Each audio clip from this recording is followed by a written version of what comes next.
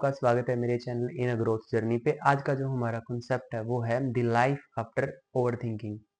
देखो, ओवरथिंकिंग के बारे में मैंने पहले अपना एक टॉपिक डाला हुआ है। आज मैं फिर उस पे थोड़ा सा डिस्कस करके और फिर इसके बाद की क्या स्टोरी रहेगी ना, हम उस पे काम करेंगे। देखो, ओवरथिंकिंग जो होती है ना, वो एक हैबिट होती है, ये कोई बीमारी नहीं होती और ना ही ये कोई ऐसी चीज होती है कि हम इसको नहीं छोड़ सकते। पर देखो, कोई भी आदत होती है ना, उसको ना जैसे वो धीरे धीरे आती है ना, तो ऐसे धीरे धीरे वो जाती है, चाहे किसी भी चीज से रिलेटेड है वो। पर इस चीज ओवर थिंकिंग में जो हम सबसे मेन वर्क होता है ना, वो होता है थॉट्स का। अब थॉट्स देखो, जैसे ही आपके दिमाग में थॉट्स आएंगे ना, अब दिमाग को तो नहीं पता ना वो सही है या गलत है। दिमाग का काम क्या है? उस पर रिएक्ट करना। अब थॉट्स को इमोशंस में कन्वर्ट कर देता है दिमाग, और जब फिर इमोशंस होते हैं ना, तो फिर हमें लाइफ अपनी हैवी फील होने लग जाती है, क्योंकि क्वेश्चन सारे खुद से होते हैं हमारे, या सामने वाले से होते हैं। ओवर थिंकिंग में उसने ऐसा क्यों किया, उसके पास ऐसा क्या था, मैं ऐसा क्यों हूँ, मेरे फ्यूचर का क्या होगा। ये क्वेश्चन जो होते हैं ना, ये बड़े एक तो बेफिजूल हैं, सबसे मैं सच बताऊं बिल्कुल आपको। क्योंकि अगर आपके खुद के क्वेश्चन अगर आपके पास नहीं मिल रहे, तो फिर किसी के पास नहीं है। पहले खुद ढूंढो, फिर दूसरों के सोलो खुद हो जाएंगे। तो थॉट्स का और इमोशंस का जो कनेक्शन है ना, वो ओवर थिंकिंग पैदा करता है हमारे दिमाग में। अब जैसे आपने देखे होंगे कि ना, बहुत सारे लोग ना इमोशनलेस हो जाते हैं।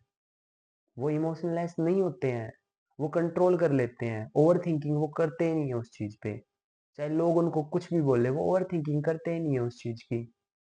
वो सोचते नहीं है उस चीज के बारे में, वो अपने काम में बिजी रहते हैं। अगर आप सच में अपनी ओवर थिंकिंग को कम करना चाहते हो ना, तो ना अपने रूटीन को ऐसा बनाओ, टाइम ही नहीं लगे सोचने का। सुबह उठ के बिल्कुल ऐसे हो जाओ कि हाँ भाई, आज मैं शांत रहूंगा पूरा दिन, और मैं अपना बेस्ट दूंगा। बस इतना बोल दो, फिर दिन अपने आप अच्छा हो जाता है। और कोशिश करो कि जो आपके गोल हैं, जो आपकी स्किल हैं, जिस पे आप काम करना चाहते हो, उसके साथ बिजी रहो। अगर वो फ्री होने के बाद भी टाइम बचता है, तो किसी और स्किल पे लगाओ। अपनी फैमिली को टाइम दो थोड़ा सा। जैसे ही ओवर थिंकिंग आए ना, उठ के अपनी फैमिली के पास चले जाओ, सबसे बेस्ट ऑप्शन है। बात करो उनसे, एक्सपीरियंस लो उनसे, खुद ब खुद ठीक हो जाएगी। अगर आप एक्सरसाइज कर सकते हो, तो वो भी कर सकते हो। ओवर थिंकिंग जितना अपने दिन को बिजी रखोगे ना, ओवर थिंकिंग ना उतनी कम हो जाएगी। क्योंकि ओवर थिंकिंग को चाहिए आपका अशांत दिमाग।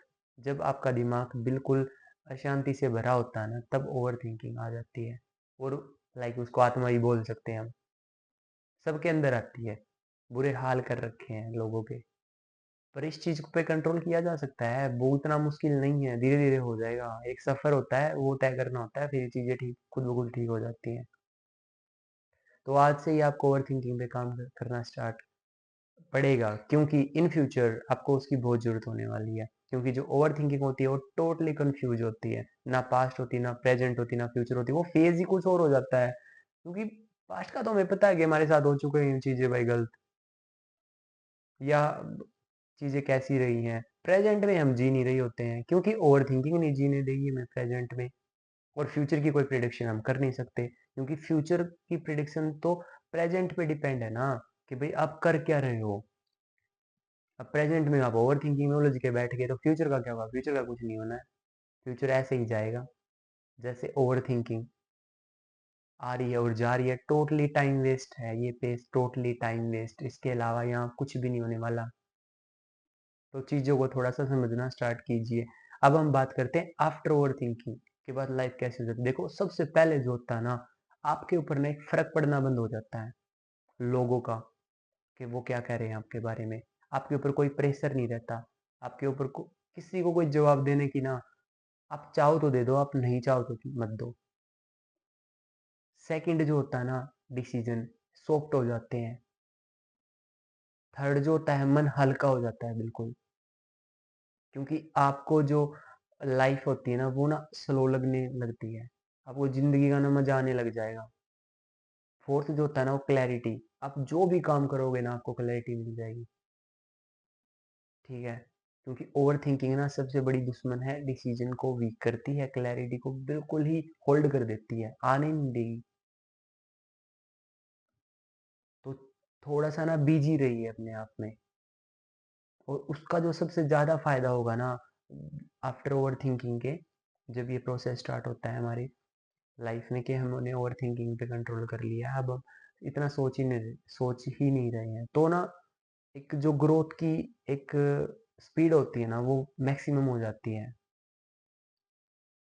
आप कीजिए ट्राई और फिर बताना मुझे कि भाई कैसे रहा।